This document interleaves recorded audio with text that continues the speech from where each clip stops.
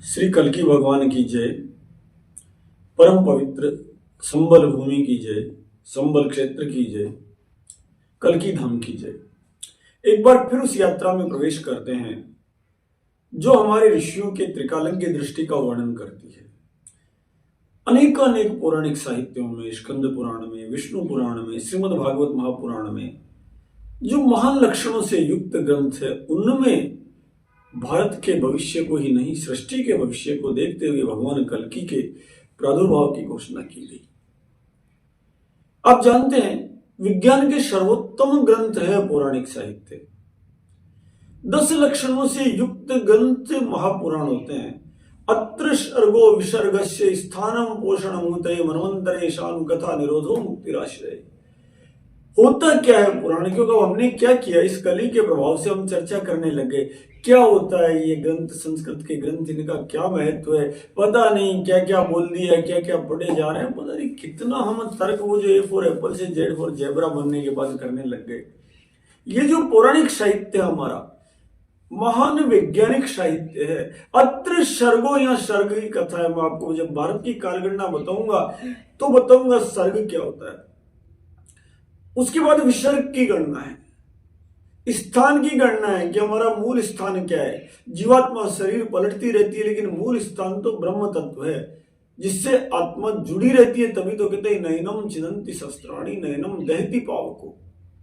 पोषण की कथा है, एक ऐसी कथा है पौराणिक साहित्य जिसमें पोषण की कथा, अर्थात कोई है जो हमारा भरण पोषण कर रहा है। हमारा उद्यम नहीं, उद्यम से परे कोई शक्ति है जो हमारा भरण पोषण करती है। वही तो शक्ति है जिसके द्वार पर जाकर कोई कुत्ता बन जाता है तो उस कुत्ते को रोटी देने वाला कोई दूसरा है। वो स्वयं कुछ करने की आवश्यकता नहीं होती। ठीक वैसी स्थिति है कि जो गर्भवास में 9 महीने तक रोटी खिलाता है, कोई तो है जो गर्भ के भीतर 9 महीने तक रोटी खिलाता है। वहां तो कोई थाली नहीं आती ना। उसका वर्णन जहां मिलता है वो भारत की पौराणिक साहित्य है। अरे जैसे ही बच्चा गर्भ से बाहर आता है तो जो माँ के शरीर से, स्तन मंडल से, रुधिर से दुग्ध की धार बहा देता है नारायण, वो नारायण ही हमारे पोषण का एकमात्र कारक है। वो नारायण ही एकमात्र कारक है जिसके कारण धरती पर खड़े वृक्षों को रोजाना 15 करोड़ किलोमीटर से भगवान भास्कर थाली बेचते हैं और वो आनंद से खड़े खड़े भोजन करते हैं। मानो कह रहे अजगर करे न चाकरी, पंछी करे न काम, दास मल्लुका कह गए सबके दाता राम। वो सबका दाता राम हम सोचते हैं कि हम कर रहे हैं, वास्तविक रूप से वो शक्ति है जो शक्ति हमें सब कुछ करवा देती है। इसीलिए हमें अधिक यह भी नहीं करना चाहिए कि मैंने ये कर दिया, मैंने वो कर दिया। नहीं, नारायण को जिस शरीर से जो करवाना है वो नारायण करवा ही लेते हैं। वो नारायण तत्व इतना अद्भुत है। नारायण है परा वेदा, नारायण है परा क्रिया। सारी क्रियाओं से परे, यहां तक कि वेद भगवान भी न इति कह के उस नारायण को नमन कर लेते हैं। वही नारायण तत्व का वर्णन जिसमें जो हमारा चरम पोषण का कारण है, उस नारायण तत्व की कथा अगर कहीं है तो भारत के पौराणिक साहित्य में। अत्र सर्गो विसर्गस्य स्थानम पोषणमुतये, यही कथाएं जो हमें बताती है कि उति क्या है। उति नाम है सांसारिक वासनाओं का। ये पौराणिक साहित्य का 5वां श्रेष्ठ वैज्ञानिक गुण है। ये बताती है कि हम किस प्रकार एक दूसरे से जुड़े हुए हैं, हमारी इच्छाएं एक दूसरे से जुड़ी हुई है। जैसे भागवत के 5म स्कंद में पुरंजनोपाख्यान है जो बताता है कि जीवन भर वो पुरंजन अपनी पुरंजनी को चाहता है, पुरंजनी अपने पुरंजन को चाहती है, इसलिए फिर अगले जन्म में दोनों पति पत्नी बनकर आ जाते हैं। मानो कहना चाहते हैं कि अंतमति सोगति, निरंतर स्मरण के कारण जो संसार का ब्रह्म जाल है उसका जहां वर्णन मिलता है वो भारत का श्रेष्ठतम पौराणिक साहित्य है। अत्र सर्गो विसर्गस्य स्थानम पोषणमुतये मनवंतरे शानु कथा। मनवंतरों की कथा है इसमें। कब कब क्या हुआ, चाक्षुष मनवंतर में क्या हुआ, वैवस्वत मनवंतर में क्या हुआ, वराह अवतार कब हुआ, नरसिंह अवतार कब हुआ, करोड़ों करोड़ों वर्षों का इतिहास इसमें सिमटा हुआ है। ये नहीं कि इससे पूर्व 2000 वर्ष, इससे आगे 2000 वर्ष, बस इतना सा साहित्य। करोड़ों वर्षों का जहां इतिहास समेटा हुआ हो वो श्रीमद् भागवत सहित सारे पौराणिक साहित्य। मनवंतरी ईशानु कथा, केवल ईशानु कथा है, भगवान की कथाएं हैं। ये नहीं कि सामान्य थारी मारी फलानी कथाएं नहीं, केवल ईश्वर की तरफ ले जाने वाली कथाएं जिसमें है वो हमारा पौराणिक साहित्य है। मनवंतरे शानु कथा निरोधो मुक्तिराश्रय। जब उसी के माध्यम से संसार को जान गए तो संसार से बचने का साधन जो निरोध है वो भगवान की कृपा यदि कहीं मिलती है तो इस पौराणिक साहित्य में मिलती है। मनवंतरे शानु कथा निरोधो मुक्तिराश्रय, मुक्ति की कथा है, किस प्रकार संसार से मुक्त हो जाए। अर्थात रहेंगे तो सही शरीर में, लेकिन रहते हुए भी कैसे आपूर्यमाणम अचलम प्रतिष्ठम समुद्रमापः प्रविशन्ति यद्वत् तद्वत् कामाय प्रविशन्ति सर्वे शांति माप्नोति न काम कामी। राजा जनक की तरह संसार सागर में बहे भी, पर जैसे नीर से नीरज अलग हो जाता है, जल से कमल जल में रहते हुए अलग रहता है, उसी प्रकार संसार में रहते हुए संसार से पृथक हो जाए। ये कथा यदि कहीं मिलती है तो मेरे पौराणिक साहित्य में मिलती है। मनवंतरे शानु कथा निरोधो मुक्ति आश्रय, उस चरम आश्रय की कथा है जो हमारा सर्वत्र आश्रय, वो जगन नारायण की कथा है। विष्णु रूप में, नरसिंह रूप में, वाराह रूप में, श्री राम रूप में, श्री कृष्ण रूप में, श्री कपिल के रूप में और भगवान कल्की के रूप में, जो हमारा परम आश्रय है। जन्म से पहले भी वही ठाकुर था, हमारा जन्म के समय भी वही ठाकुर, और जन्म के बाद भी जिस समय हम धराधाम छोड़ते हैं, मृत्यु तो तब होती है जब कपाल भेदन होता है। कह नाम ब्रह्म और ब्रह्म से पालित अंग कपाल का जब भेदन होता है, अंत्येष्टि यज्ञ है, वो जलाना नहीं है।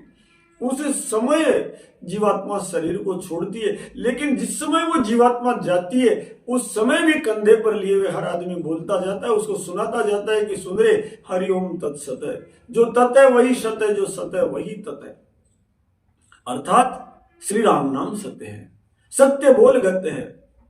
ये श्री राम नाम ही सत्य है जो तू अब तक देखता आ रहा था। मेरा घर, मेरा परिवार, मेरा संसार, मेरी अप्सरी, मेरा व्यापार, मेरा पद, मेरी प्रतिष्ठा, वो सब माया के अधीन है। अहमे वाश में वाग्रे नान्यद यत् सत् सत्परम पश्चादहम यदि तच्चे यो वशिष्येत सोष्मे हम। सर्वत्र वो नारायण व्याप्त है, उसको घटाने के बाद भी वही नारायण बसता है, शेष भी वही है, सर्वत्र वही नारायण है। कब सुनाते हैं? जब वो जा रहा होता है, जब उसका सब कुछ छूटता होता है और वो दुखित अवस्था में रास्ते में भोजन कराते हुए लेके जाते हैं, पिंड दान करते हुए उसको भोजन कराते हुए लेके जाते हैं। कोई कहे मुंह तो बंद है, कैसे रोटी खाता है? अरे भले आदमी, मेरे वृक्ष, मेरा पीपल, बरगद, सूर्य से रोटी खा रहे हैं बैठ करके, देवता हवन से रोटी खा रहे हैं। सबका भोजन का ढंग अलग, उस समय ढंग अलग, इसलिए रुचि के साथ उसको पिंडदान करते हुए लेके जाते हैं और सुनाते जाते हैं कि सुन, ये जो सब काल्पनिक था, स्वप्न था, वास्तविक में श्री राम नाम सत्य है। और इसीलिए हमारे यहाँ विवाह के अवसर पर, मांगलिक अवसर पर श्री राम नाम सत्य है नहीं बोलते, क्योंकि जहां काम तय राम नहीं, जहां राम नहीं काम, तुलसी कबहू रह सके रवि रजनी एक ठाम। दृढ़ आधार भूमि पे जिस समय हो उस समय भगवत तत्व का ज्ञान दिया जाता है, क्योंकि शास्त्र का एक संधान है, अदृढ़म च हतम ज्ञानम प्रमादेन हतम श्रुतम संदिग्धो ही हतो मंत्रो व्यग्र चित्तो हतो जपै। बिना दृढ़ आधार भूमि के यदि ज्ञान दोगे तो ज्ञान नष्ट हो जाएगा। अदृढ़म च हतम ज्ञानम, कुसमय यदि आपने विद्या भी दान की तो वो दान भी नष्ट हो जाएगा। प्रमादेन हतम श्रुतम, यदि शिष्य द्वारा प्रमादवश सुना गया, व्यक्ति द्वारा प्रमादवश सुना गया तो भी ज्ञान की महत्ता खत्म हो जाएगी। इसीलिए जब सब कुछ छूट रहा है तब बोलते हैं श्री राम नाम सत्य है। चारवाक दर्शन नहीं कि कोई कह दे अरे ब्याह में क्यों नहीं बोलते राम नाम सत्य है। अरे भले आदमी कब बोलेंगे?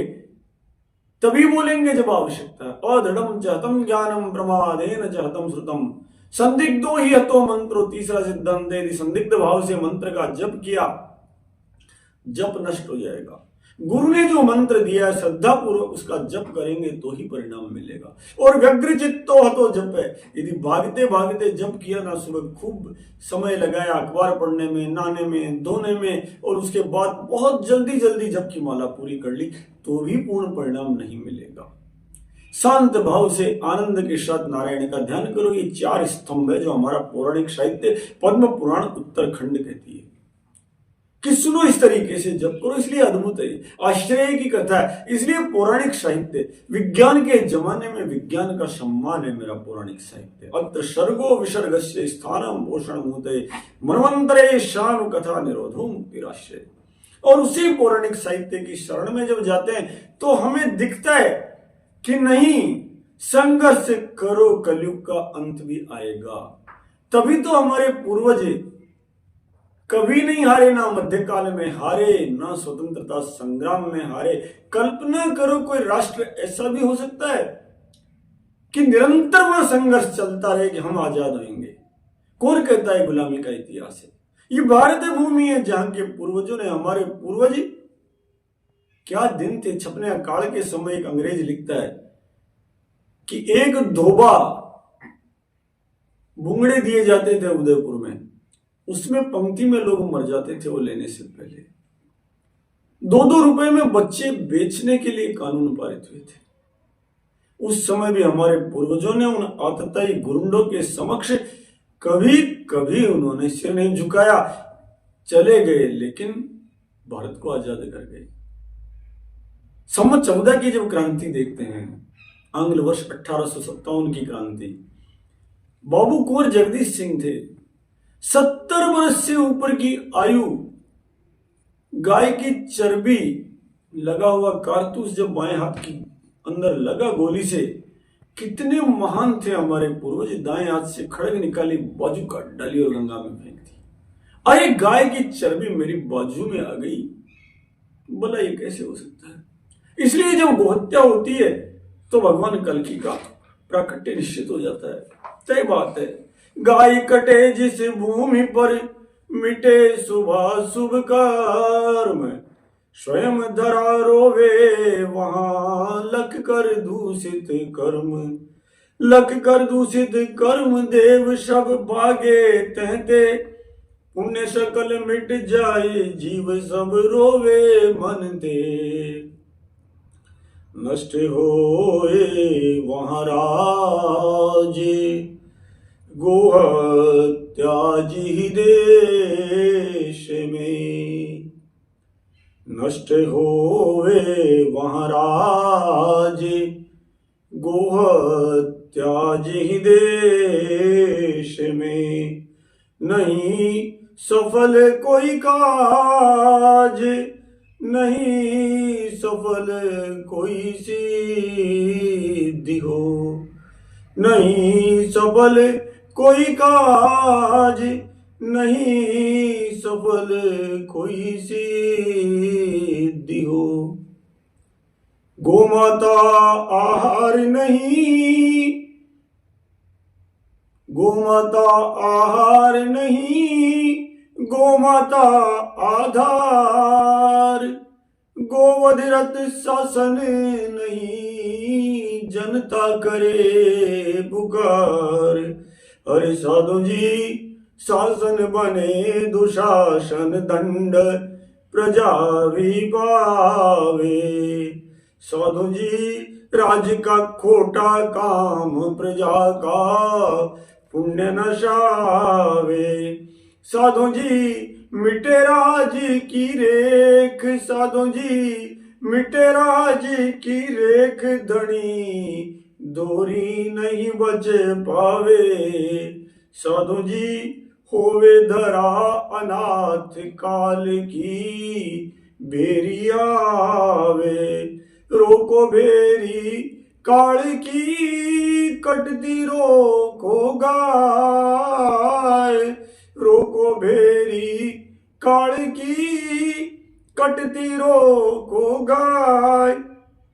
समझाओ सब राज ने केवल यही उपाय। मानो पक्की बात यह इनमें मीनन में एक। मानो पक्की बात यह इनमें मीनन में एक। गाय कटे जब देश में, मिटे राज की रेख, मिटे राज की रेख। गोमाता आहार नहीं, गोमाता आधार। गोवधरत शासन नहीं, जनता कहे पुकार। नित उठ गाओ भागवत, कर लो गौ को ध्यान। गौ तुलसी श्री भागवत, जानो एक समान, जानो एक समान। मान के चलो, जब भी गोहत्या हुई है नारायण प्रकट हुए हैं, जब भी गाय कटी है, क्योंकि धरती माता, गौ माता, गंगा माता, भारत माता, जन्मदात्री माता, ये सब पूजनीय है, स्वर्ग से भी महान है।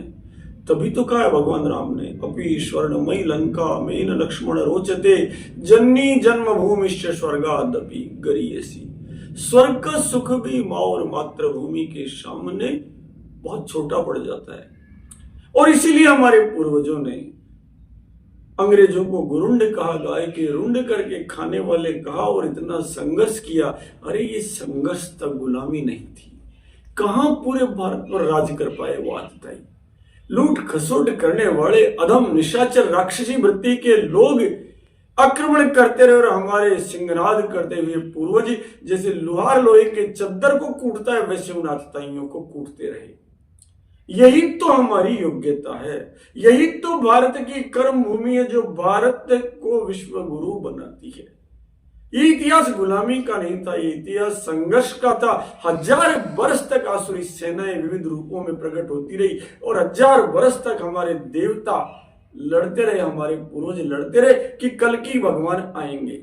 एक दिन आएगा, बल बाग भयो भले संभले को, हरिजू हरि के मंदिर आए।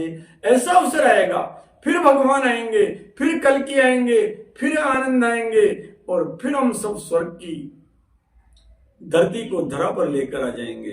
फिर सत्ययुग आएगा, राजा कालस्य कारणम। और इसीलिए मान के चलो, हमारे पूर्वजों ने जिस समय हम मंत्र पुष्पांजलि करते हैं, स्वस्ति साम्राज्यम वैराज्यम पारमेष्ठि राज्यम महाराज्यम आधिपत्यमयम, एक नहीं कहते हैं कि स्वराज्य हमारा सब कुछ है, नहीं। पहले लोकमान्य तिलक ने कहा स्वराज्य हमारा जन्म सिद्ध अधिकार है, उसके बाद वैराज्य हमारा जन्म सिद्ध अधिकार होगा, फिर पारमेष्ठि राज्य हमारा जन्म सिद्ध अधिकार होगा, जहां पूरी सृष्टि इस भारत भूमि को नमन करेगी। जिस प्रकार ये आतताई गुरुंड ढूंढ रहे थे ना भारत भूमि को, ये अत्याचारी जैसे चांद खोजते हैं वैसे ढूंढ रहे थे, क्योंकि यहाँ के गोधन के कारण यहाँ की काली मिर्च ने पूरी दुनिया में धूम मचा रखी थी, मसालों ने पूरी दुनिया में धूम मचा रखी थी। कौन कहता है कि भारत गरीब था? कौन कहता है इन गुरुंडों ने सिखाया? भारत अरबोपति खरबोपति विराट सिंह था, धन से शक्ति से बस सहज थे।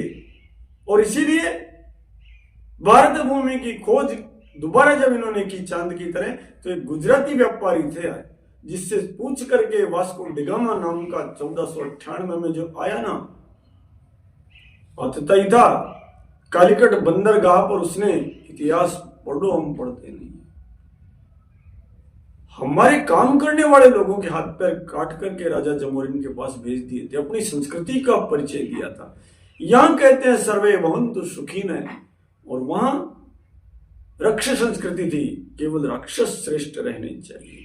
ये जो देवासुर संग्राम है, इसका समापन फिर होगा। जिस प्रकार भगवान राम ने रावण का राज्य समाप्त करके धरती को आनंद दिया, गाय की रक्षा हुई, वैसे ही भगवान कृष्ण ने कंस का आतंक समाप्त किया, फिर गौ माता की रक्षा हुई, वैसे ही छत्रपति शिवाजी राजे ने किया, वैसे ही देवनारायण भगवान ने किया, वैसे ही परम श्रद्धेय दयानंद सरस्वती ने किया, वैसे ही परम पूज्य श्रीयुत मंगल पांडे ने किया, और वैसे ही महर्षि अरविंद ने किया, वैसे ही रामकृष्ण परमहंस ने किया, वैसे ही विवेकानंद ने किया, वैसे ही अद्य नूतन काल में आचार्य श्री राम शर्मा ने किया।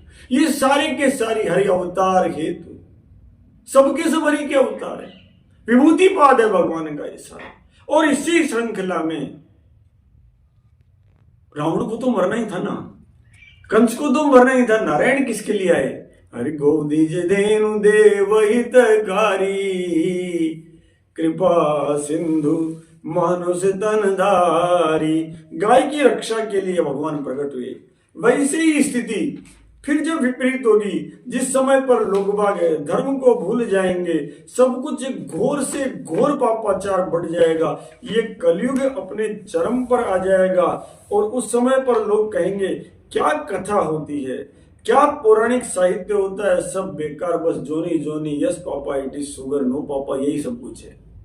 जब भूल करके गाएंगे कि rain rain go away come again another day, अकाल पटक देंगे मंत्र भगवा के, बारिश बारिश वापस जाओ, आज नहीं तुम कल फिर आओ। और पुराण की बात आते हैं, कहेंगे वृथा कथा वृथा भोज्यम वृजन्मनाम, सब बेकार की बातें हैं, ये सब पता नहीं क्या बातें, इनकी चर्चा मत करो। ऐसा जब घोर कलयुग आ जाएगा तो उस समय पर भगवान फिर प्रकट होंगे। कौन कह रहा है? आज मैं आपको विष्णु पुराण से सुना रहा हूं। हमारा पौराणिक साहित्य बड़ा विलक्षण है, एक के बाद एक के बाद एक।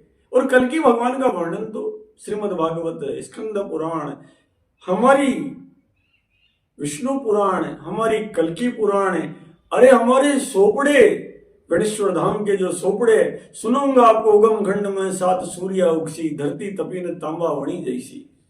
एक एक ने उस कल्की भगवान की प्रतीक्षा की। हमारे ऋषियों ने, हमारे पूर्वजों ने ये बात तो 100 साल पहले की है, जब उन्होंने कामना की। घोर कलयुग जब आ जाएगा तो चर्चा करती है विष्णु पुराण, मैत्रेय श्रूयताम मत्तो यथा वधूपसंयति।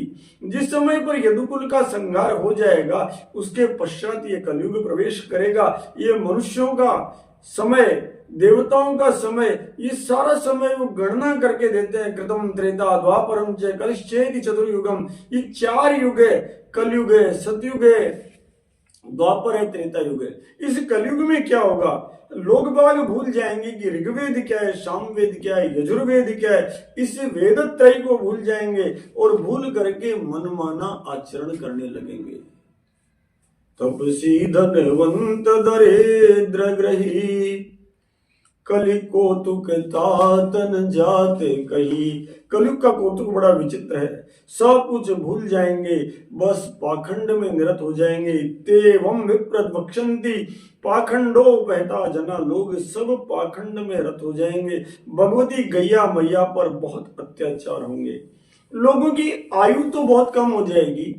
ये कहते हैं कि लोगों की आयु मुश्किल से 20-25 साल रह जाएगी, बस 12 वार्षिक आयु होगी, मतलब 24 वर्ष 23 वर्ष।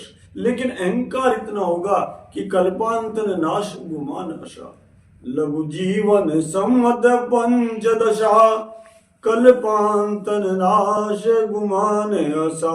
ऐसा घमंड होगा कि हम तो बस पता नहीं कब तक नष्ट होंगे ही नहीं। बहुत छोटी बरसात हो जाएगी, अकाल पड़ेंगे, खेती सूख जाएगी, सबको कष्ट होगा। और लोग फिर भी क्या कहेंगे? कश्य माता पिता कश्य। कौन पिता कौन माँ, सब कर्म का फेर है भाई। कोई बाप बन गया, कोई माँ बन गई, इनको क्या अधिकार है कि हमें समझाएं। ऐसा विकट समय आ जाएगा, सबके सब बस केवल श्रृंगार में लग जाएंगे। और ये जब दुर्गति होगी, उस समय पर भगवान जो है फिर से अवतार लेंगे, जब सारे के सारे राजा लोगों की स्थिति हो जाएगी कि पल भर में नाराज, पल भर में राजी हो जाएंगे। एते चतुल्य काला सर्वे पृथ्व्याम बुझो भविष्यन्ति, थोड़े से समय में राजी हो जाएंगे, थोड़े समय नाराज हो जाएंगे। ये पृथ्वी हंसने लगेगी उन्हें देख के कि ये पागल लोग हैं, यहाँ जीत रहे हैं, वहां जीत रहे हैं, सब काल के अधीन है, सब नष्ट होने वाले हैं, लेकिन लगे हुए हैं जीतने में, लगे हुए हैं जीतने में। ऐसी जब स्थिति आ जाएगी, घोर कलयुग आ जाएगा, जो अच्छा भी युग है उसकी प्रशंसा भी करते हैं कि ऐसा अद्भुत युग है ये कलयुग, कि जो पुण्य बहुत बड़ी साधना से नहीं मिलता है, वह पुण्य या केवल कलो केशव कीर्तनार्थ, केवल भगवान का कीर्तन करने मात्र से वो पुण्य मिल जाएगा। अगर ऐसा शुद्ध समय हो, इससे बढ़िया क्या होगा। महान से महान तत्राल्पैनेव यत्नेन पुण्य स्कंदोत्तमम करोति यम कृतयुगे क्रियते तपसाहि से। करोड़ों करोड़ों वर्षों तक सतयुग में जो तप करने पे मिलता है, वो सारा का सारा पुण्य कलयुग में केवल भगवान का नाम लेने मात्र से मिल जाएगा। हरि गोविंद बोलो, हरि गोपाल बोलो, गोविंद बोलो, हरि गोपाल बोलो, राधे रमण हरि गोविंद बोलो, राधे रमण हरि गोविंद बोलो, गोविंद बोलो, हरि गोपाल बोलो, गोविंद बोलो, हरि गोपाल बोलो, गोविंद बोलो, गोपाल बोलो, गोविंद बोलो, हरि गोपाल बोलो, राधे रमण हरि गोविंद बोलो। महान विष्णु पुराण कहती है कि पौराणिक साहित्य में जो राजाओं का वर्णन है, अतीत का, भविष्य का, वर्तमान का, सबकी व्याख्या करती है। भगवान राम के पूरे वंश का वर्णन करती है और उसके बाद जब कलयुग में प्रवेश करती है तो अनेक राजाओं का वर्णन करती है। मानो वो बताना चाह रही है, सुनो रे भविष्य में क्या होगा। ततश्च शिशुनाभ है, नंदी का पुत्र शिशुनाभ होगा, शिशुनाभ का पुत्र काकवर्ण होगा और इसी प्रकार चलते चलते महानंदी के यहाँ महापद्म होगा और उसके बाद भी राजा बनते रहेंगे, बिगड़ते रहेंगे। मुरा नामक दासी से चंद्रगुप्त होंगे जिनका राज्याभिषेक होगा। उस चंद्रगुप्त के पुत्र बिंदुसार होंगे, बिंदुसार के अशोक वर्धन होंगे, अशोक वर्धन के सुयशा होंगे। वंश परंपरा लगातार बताते जाते हैं। मानो पौराणिक साहित्य भविष्य में जानते हुए कहता है कब सम्राट अशोक होंगे, कब बिंदुसार होंगे। अब बताओ इससे सुंदर ग्रंथ कहाँ मिलेंगे। फिर वो कहते हैं सुनो, उसके बाद आभीर होंगे, फिर गर्दविल राजा होंगे, फिर शक राजा होंगे, उनके बाद यवन राजा होंगे, फिर तुर्क राजा होंगे और उसके बाद गुरुंड होंगे, जिनको मुंड भी कहते हैं, गुरुंड भी कहते हैं। तुरस्कारा मुंडाश्च त्रयोदश एकादश मोना एते, मौन राजा भी होंगे। गद्य में कहा गया है, संस्कृत में श्लोकबद्ध नहीं किया इसे। फिर मुंड गुरुंड होंगे, गुरुंडों के बाद मौन जातीय राजा लोग होंगे और उसके पश्चात जब धीरे धीरे इधर कलयुग बढ़ता जाएगा, इधर राजाओं की भी आयु छोटी होती जाएगी। ये सब चलते रहेंगे और एक समय ऐसा आएगा जहां सब लोग धर्म से विमुख होते जाएंगे। कोई गौ रक्षा की बात नहीं करेगा, कोई वेद रक्षा की बात नहीं करेगा, बस पल में राजी पल में नाराज। ऐसी जब स्थिति होगी, विकट स्थिति हो जाएगी, तो धरती राजाओं का भार नहीं सह पाएगी। ठीक वही बात जो बाबा तुलसीदास जी ने कही। जिस समय रावण चलता था, बहुत योग्य था, अपने आप में पुरुष कुल में उत्पन्न हुआ था, तपबल इतना था कि उसने सब चीजें त्याग करके जननी जनक बंधु सुत धारा दंदन भवन श्रुद परिवारा, ये दशों माथे छोड़ दिए थे कि मेरा मातृकुल ये है, मेरा पितृकुल ये, केवल भगवान शंकर की आराधना। लेकिन जब सामर्थ्य आई, सिद्धियां आई, तो भटक गया और भटक करके जब वो आतताई बना तो पृथ्वी रोई भगवान के सामने जाकर, गिरी सर सिंधु भार नहीं मोही, जस मोहि भयहूं एक पर द्रोही। अरे नारायण, पहाड़ का वजन नहीं है, समुद्रों का वजन नहीं है, नदियों का वजन नहीं है, जैसा एक परद्रोही का वजन मेरे शरीर पर है। शांत प्रशांत धरती माता, जिसे कोई चीर करके भी एक बीज डाले तो 1000 बीज करके देती है, वो धरती माता यही तो रोई। वही स्थिति वापस ये पुराण बताती है कि कल की भगवान से पहले क्या गति होगी। धरती इनके भार को सहन नहीं कर पाएगी। सारी की सारी प्रजा पर्वतों में, कंदराओं में छिप जाएगी और शाक पुष्प आदि खाकर समय बिताएगी। बहुत बड़ा कष्ट होगा, खूब शीत पड़ेगी, खूब वर्षा का अकाल पड़ेगा। खेती ना किसान को, वनिज को न भीख बनी, कुछ नहीं बचेगा। सब कुछ ऐसी स्थिति हो जाएगी कि पेड़ के कोटर में बैठा हुआ जीव यदि आग लग जाए तो अंदर के अंदर जैसे पक जाता है, वैसी जीवात्माएं पकने लगेगी। ऐसी जब स्थिति होगी तो वो कहते हैं जब अत्यंत कष्ट हो जाएगा, अत्यंत अल्पायु हो जाएगी, जब कलयुग अपने चरम पर होगा, तब धरती पर संबल क्षेत्र के अंदर भगवान का प्रादुर्भाव होगा। क्या कहती है पुराण? पुराण कहती है कि सुनो, जिस समय ये सारी विकट स्थितियां आ जाएगी, तब जगदस्तु चराचर गुरु आदि मध्यांतर रहित, जो आदि मध्य और अंत से रहित है, ब्रह्म मयास्मद रूपिणो भगवतो वासुदेवशांश संबल ग्राम प्रधान ब्राह्मणस्य विष्णु यशो। संबल ग्राम में जो ब्राह्मण है विष्णु यश, उसके घर आदि मध्य और अंत से रहित जगन नारायण का किस रूप में अवतार होगा? कल की रूपी जगत यत्रावतीर्य। और क्या करेंगे? शकलम मलेच्छ दृश्यु दुष्टा चरण चेतसाम शेषाणाम। सब के सब का क्षयम करिष्यति, कर देंगे। जितने भी दुष्ट है, जितने भी आतताई है, उनका सबका अंत भगवान करेंगे। और उसके बाद तुरंत धरती पर स्वर्ग का आलोक प्रकाशित होगा, सत्य युग प्रकाशित होगा। ये कब होगा उसका भी ये बहुत विस्तार पूर्वक वर्णन करती है विष्णु पुराण। हर पुराण में यही वंदना, हर पुराण में भगवान कल्कि का यही यशोगान विष्णु पुराण कहती है। यदा चंद्रस्य सूर्यस्य तथा दिशो बृहस्पति। यदा चंद्रस्य सूर्यस्य तथा दिशो बृहस्पति। एक राशो ममेशन्ति तदा भवति विकृतम्। जिस समय पर भगवान कल्कि का अवतार होगा उस समय पर सत्ययुग प्रारंभ हो जाएगा, कलयुग का समापन होगा। सुनो सुनो सुनो इस सिंहनाद को। उस समय पर भगवान चंद्रदेव, सूर्य देव और बृहस्पति देव तीनों के तीनों मुख्य नक्षत्र में एक राशि पर स्थित होकर साथ आवेंगे। उस समय संबल ग्राम में भगवान कल्कि के अवतार से सारे के सारे दृश्य समाप्त हो जाएंगे और सृष्टि पर सत्ययुग का प्रारंभ हो जाएगा। भारत भूमि फिर धन्य हो जाएगी, जहां भगवान राम बनकर प्रकट हुए, जहां भगवान कृष्ण बनकर प्रकट हुए, जहां वो जगन नारायण अनेक अनेक रूपों में वराह बनकर, कपिल बनकर, नरसिंह बनकर, बुद्ध बनकर प्रकट हुए, वहीं पर वो भगवान फिर से प्रकट होंगे और कल्कि बनकर प्रकट होंगे, अवतार लेंगे। मैंने आपको पहले श्रीमद् भागवत से बताया था कि कल्कि अवतार क्या है। आज मैंने आपको विष्णु पुराण से बताया कि कल्कि अवतार क्या है। और उससे पहले मैंने आपको पौराणिक साहित्य के प्रति क्या भाव होना चाहिए वो बताया।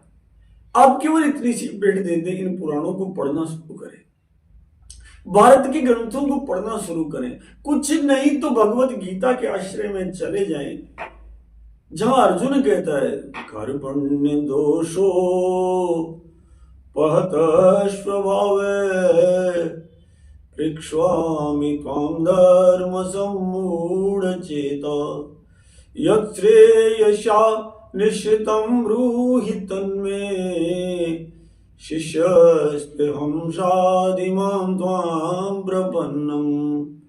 हे भगवान कृष्ण, चारों तरफ युद्ध भूमि में बहुत बड़ा विपर्य हो रखा, अपने ही अपने लड़ रहे हैं।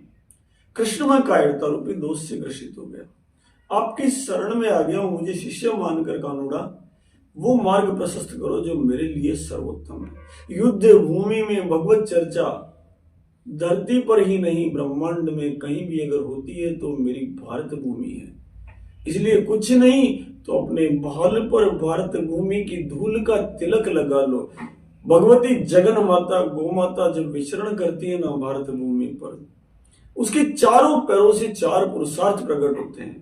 एक पैर अर्थ देता, एक पैर काम देता, एक पैर धर्म देता, एक पैर मोक्ष देता है। गोक्षुर से जो जमीन पर निशान बनता है, अगर वहां पानी भर जाए तो उससे स्नान कर लो, नहीं तो वहीं से अर्थ चाहिए तो एक पैर की धूल माथे पे लगाओ, विवाह संबंध चाहिए तो दूसरे पैर की धूल लगाओ, अगर धर्म की उन्नति चाहिए तो तीसरे पैर की धूल लगाओ, और अगर आपको मोक्ष की चाहिए तो चौथे पैर की धूल लगाओ, और अगर चारों पुरुषार्थ साथ चाहिए, पुरुषार्थ चतुष्टय चाहिए, तो जगत जननी गौ माता, भारत की गौ माता जहां विचरण कर रही है उसके पीछे पीछे चल दो, और चल करके उसके चारों चरणों की धूल लेकर एक डिब्बी में भर लो, उस धूल को मिला करके माथे पे लगाओ। ना धन की कमी होगी, ना गृहस्थी की कमी होगी, ना धर्म की कमी होगी, ना मोक्ष की कमी होगी।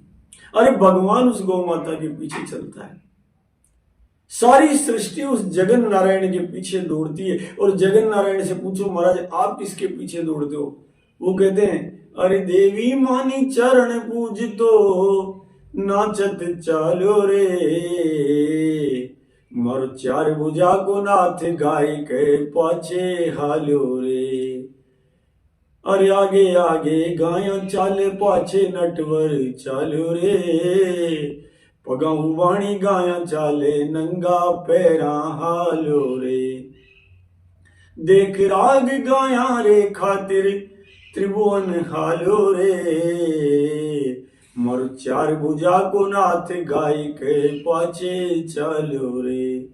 लाडू पेड़ा की मनुहारा जसुमती की नहीं भावे रे, माखन मिश्री घर घर जाकर मोहन रोज चुरावे रे।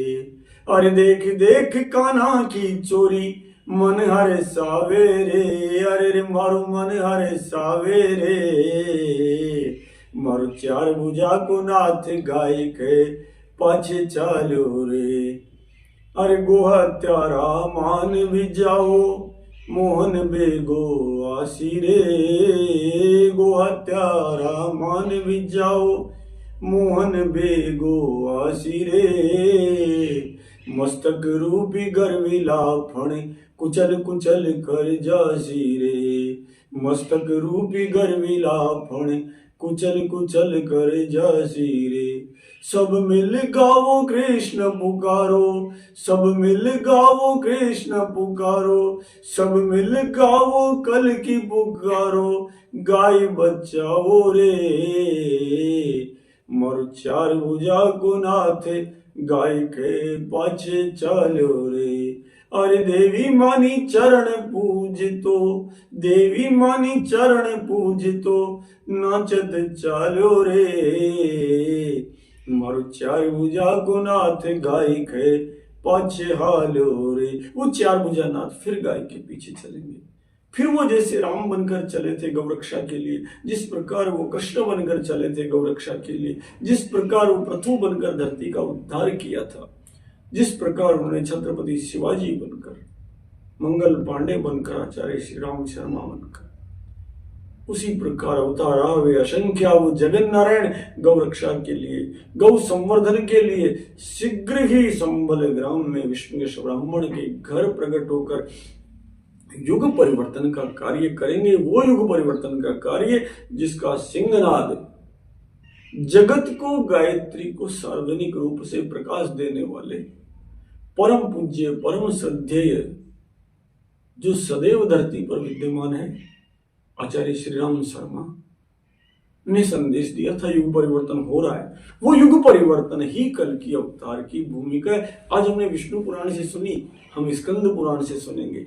फिर हम जानेंगे कि भगवान किन किन के साथ अवतरित होंगे, हम जानेंगे कि क्या क्या काम करेंगे, हम जानेंगे कि कलयुग के कारण कितने हमारे भगवान के श्री विग्रह मंदिर टूट गए जिनको वापस स्थापित करेंगे। हम जानेंगे कि ये जगन माता गाय जो 33 कोटि देवी देवताओं का चलता फिरता मंदिर है, कोई मंदिर नहीं जा सकता तो ये एक गस्सा खाने के लिए, हमें पुण्य देने के लिए हमारे घर पर सारे देवता दर्शन देने आते हैं। इसका खंडन परमात्मा के कितने मंदिरों का खंडन है, जिसको पुष्ट करने के लिए, वापस ठीक करने के लिए, संतुष्ट करने के लिए भगवान कल की अवतार लेने जा रहे हैं।